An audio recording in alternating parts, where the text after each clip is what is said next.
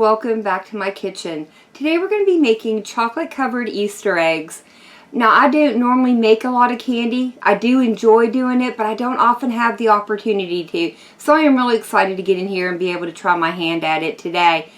The ingredients that we're going to be needing are 3/4 cup of peanut butter. You can either use creamy or chunky, it doesn't matter. 1 cup of flaked coconut, half of a cup of either chopped pecans or chopped walnuts, 1/4 cup of butter, 1.5 to 2 cups of powdered sugar, and then for our chocolate coating we'll need 2 cups of chocolate chips. I'm using milk chocolate today, but you can certainly use semi-sweet. They'll both work just fine. And 2 tablespoons of shortening. And then I have some optional springtime Eastery sprinkles here that I'm going to put across the top of a couple of our eggs. Alright guys, well those are all of our ingredients. Let me get these moved out of the way and we'll go ahead and start bringing these together. In a mixing bowl, I want to go ahead and start by creaming together my peanut butter and my butter. You do want to be sure to use like room temperature butter that you've allowed to soften out on the counter for a while. It'll make this process so much easier. And it shouldn't take us very long to get these incorporated into each other.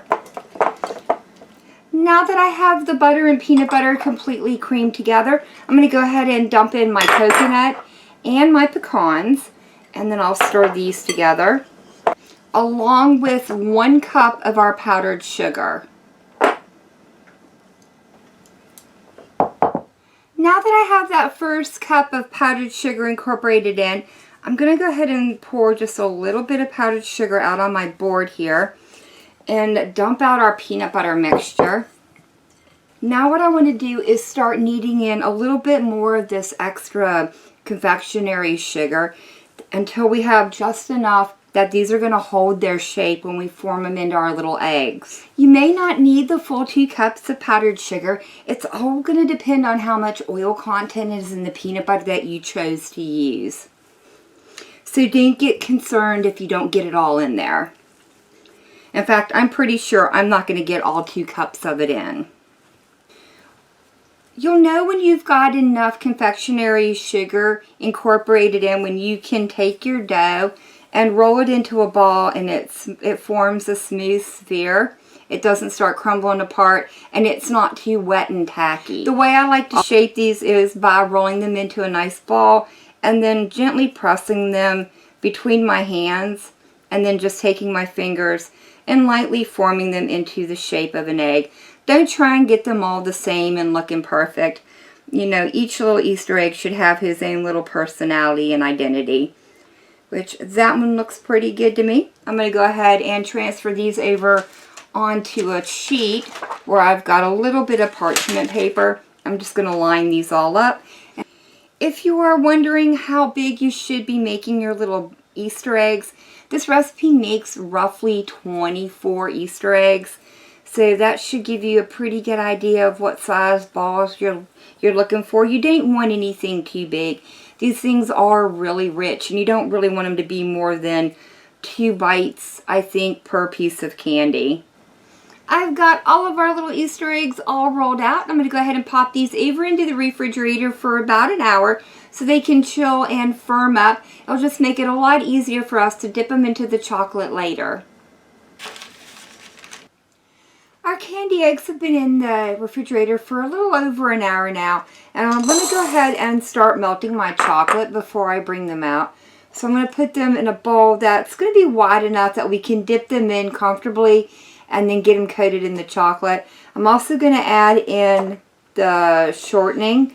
You can melt your chocolate one of 2 ways. You can either stick it in the microwave on like 30-second intervals until the chocolates and the shortening start to melt. Or you can put them over on a double boiler and let them melt that way. Either way, it's up to you. Just be sure to keep an eye on it so your chocolate doesn't burn. Now that I have the chocolate melted, it's time to go ahead and start dipping our little eggs.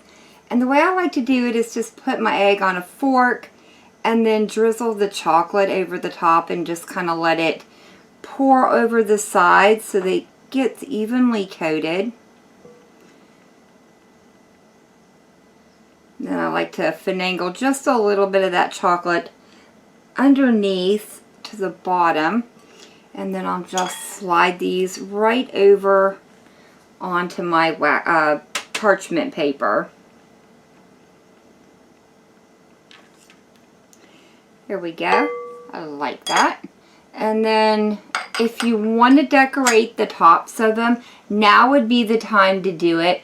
And you can choose just to leave them plain or with a little decoration. I think they look kind of cute with the decoration, so I'm going to do a few of them with them on. If you find while you're getting your eggs dipped that some of the peanut butter is starting to soften up, go ahead and pop them back in the refrigerator for about 10 to 15 minutes just to allow them to re-chill, and then you can bring them back out and continue dipping and decorating your eggs. If your chocolate in your bowl starts to get too cool and set up, go ahead and pop it either back onto your double boiler or back into your microwave for a few seconds at a time just to remelt it. It'll be totally fine. You can continue dipping your eggs. So I'm going to go ahead and get the last of these ones decorated that I want, and I'm going to pop these back into the refrigerator for about 15 to 20 minutes or until our chocolate totally hardens. The chocolate Easter eggs have had plenty of time to set up in the refrigerator, and now we can dive into one of them. I'm very excited to try these out. I love the combination of peanut butter and coconut together, and if you're going to add chocolate into the mix, I think it's a win-win situation. If you're a peanut butter and chocolate lover like I am, I think you'll really enjoy these. Has just a subtle hint of the coconut in the background. It's not overwhelming. The peanut butter flavor definitely comes through. And then the crunchy little nuts on the inside are a really nice surprise. I think these would make a great addition into some little tiny plastic Easter eggs tucked into a little one's Easter basket, or at the end of your Easter meal or Easter buffet table. These would make a nice after dinner treat. But that is going to be it for me for the day. If y'all tried this recipe out, let me know how it turns out for you. If you've enjoyed this video, leave me a comment down below. And as always, thank y'all so very much for joining me today. I've been Val Girl. I hope you guys have enjoyed, and I hope I'll see you in the next one.